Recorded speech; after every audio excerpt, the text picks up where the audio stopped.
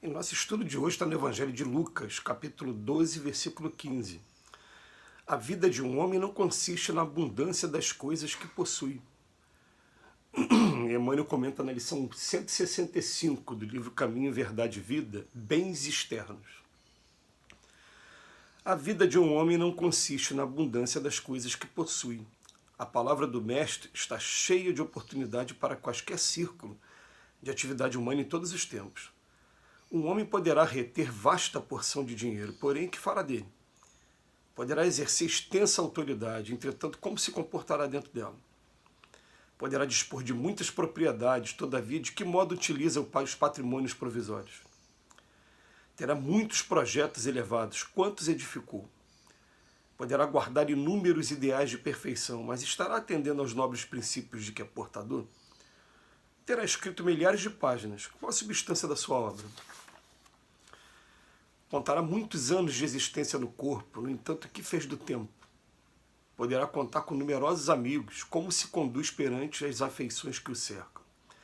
Nossa vida não consiste da riqueza numérica de coisas e graças, aquisições nominais e títulos exteriores. Nossa paz e felicidade dependem do uso que fizermos, onde nos encontrarmos, hoje, aqui e agora, das oportunidades e dons, situações e favores recebidos do Altíssimo. Não procures amontoar levianamente o que detens por empréstimo. Mobiliza com critério os recursos depositados em tuas mãos. O Senhor não te identificará pelos tesouros que ajuntaste, pelas bênçãos que retiveste, pelos anos que vivesse no corpo físico. Reconhecer-te-á pelo emprego dos teus dons, pelo favor das tuas realizações e pelas obras que deixaste em torno dos teus pés. Muito conveniente, sempre, a gente poder estar analisando textos como esse, em que o Emmanuel vem trabalhar, em primeiro lugar, dinheiro, em segundo lugar, autoridade, e em terceiro lugar, quando ele fala de propriedade, também está ligando, né, aos patrimônios, está ligado ao dinheiro. Depois ele fala de projetos, ideais de perfeição, quantos edificou. Ele fala também de livros, mas qual é a substância da sua obra? Fala também de muito tempo no corpo físico, mas o que ele fez do tempo? A verdade é que a gente vai aprendendo, principalmente com o ensino da doutrina espírita, que todos nós, para chegarmos à perfeição, que é o destino de todo mundo, querendo ou não querendo, né? Até tem um jargão que fala, né, se não chega pelo amor, acaba chegando pela dor. Mas para chegar à perfeição tem que ter todos os aprendizados. A gente vai ter um dia muito dinheiro e vai passar um outro dia pela miséria. A gente vai ter um dia a possibilidade de estar exercendo autoridade e logo depois a possibilidade de estar trabalhando como subalterno em alguma coisa. E em todas essas oportunidades evolutivas, são isso que a gente vai chamar, oportunidades evolutivas, a gente vai estar exercitando alguma coisa, alguma virtude. A gente vai aprendendo, né, que enquanto a gente não consegue administrar o pequenininho, a gente não tem condição de administrar o maior, e que o maior até atrapalha cada um de nós.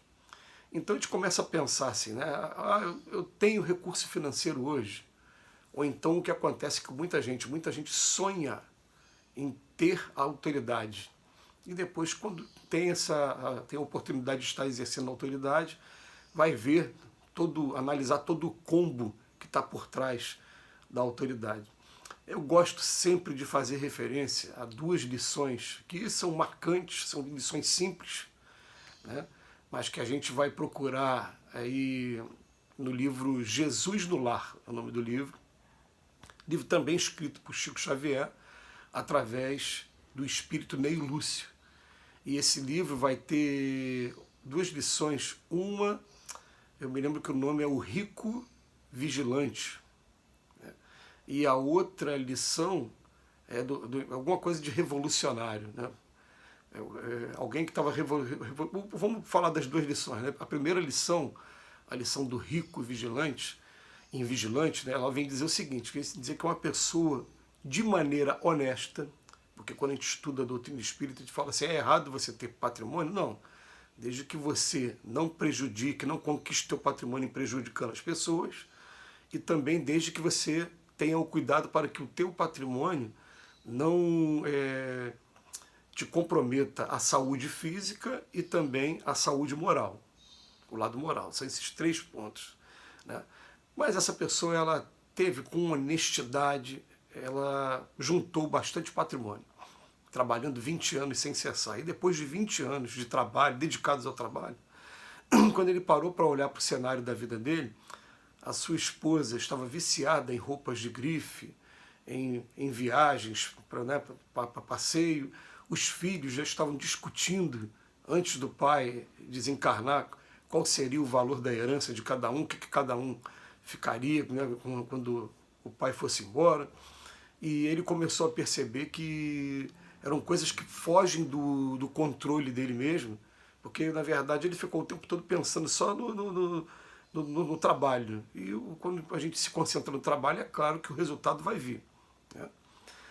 E aí chegou um ponto que ele parou e falou, meu Deus, mas o que eu fiz de errado? E aí um espírito para conversar com ele e fala para ele, meu filho, o dinheiro é igual a água, se você deixar o dinheiro parado, ele pode dar bichos, pode dar, né, micro-organismos, e daqui a pouco está apodrecendo também. Agora, quando você coloca em movimento, ele vai ser fonte de saúde, de vida para muita gente, quando você começa principalmente a ser fonte de empregos, ajudar muita gente. Então, colocou em movimento.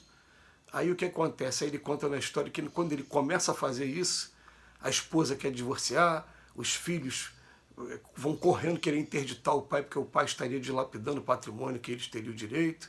Ele fala, meu Deus, né, teve coisa que eu, só por não ter tido cuidado com aqueles que estão comigo, né, eu acabei agora criando uma situação muito complicada. Então, por isso que até fala, né, que Jesus fala que é mais fácil o camelo passar pelo buraco da agulha do que o rico entrar no reino dos céus. E quando vai falar de autoridade, a lição contava a história de uma pessoa que estava incomodada, não estava satisfeita com seu governante. E a história é contada em forma de reino, ele é um rei. E ele pede autorização para poder depor aquele rei. É autorização espiritual.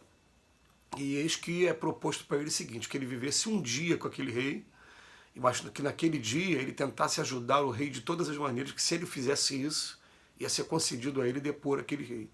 E quando ele ficou do lado do rei, ele viu que o rei, simplesmente por conta da autoridade que estava exercendo, não tinha tempo para a esposa, não tinha tempo para a filha, estava o tempo todo sendo bajulado, o tempo todo sendo obrigado a participar de coquetéis e cerimônias que estavam comprometendo a sua saúde física, o tempo todo sendo procurado por comerciantes que só tinham interesse em lucros e em vantagens em cima dele, né? E ele começou a ver que a realidade de quem está ocupando hoje um cargo de autoridade é uma realidade muito dura, a pessoa tem que ter uma maturidade muito grande, e muitos de nós, se a gente pudesse pensar previamente no que é você ter um patrimônio avantajado e no que é você ter autoridade, ou então, do jeito que ele vem falando aqui, ter muitos anos de vida, ter escrito milhares de páginas, mas qual é a substância da sua obra? A gente conhece escritores por aí que iniciaram um trabalho maravilhoso, a gente poupa nomes, né? Mas que depois enveredaram para o campo do terror, por exemplo. Então, começaram a escrever livros de terror durante a vida inteira e fizeram uma carreira de muito sucesso, com muitos livros que inclusive viraram filmes. Mas depois você vai parar para ver, olha o que minhas páginas fizeram. Foi para poder despertar o medo nas pessoas, para poder... A gente vai ver o que eu estou fazendo das oportunidades que eu estou tendo. Eu tenho um montão de princípio de perfeição, mas qual foi aquele que eu botei na prática mesmo? Eu ouvindo, né, de alguns amigos empresários, eles falando assim, eu não quero a pessoa mais inteligente, eu quero a pessoa mais motivada. Porque quem se dá bem na vida hoje é a pessoa que é motivada e a pessoa que tem capacidade maior de comunicação, não é o mais inteligente, né? Então, essa frase final aqui do Emmanuel, o Senhor não vai te identificar pelo tesouro que você juntou, pelas bênçãos que você reteve, pelos anos que você viveu, não. Ele vai te reconhecer pelo emprego dos teus dons, pelo valor das tuas realizações e pelas obras que você deixou em torno dos seus próprios pés. Isso deve ser motivo de bastante reflexão para cada um de nós, e assim a gente vai pautando e tentando aproveitar melhor o tempo que a gente ainda tem aqui sobre a Terra. Que Jesus nos abençoe hoje e sempre.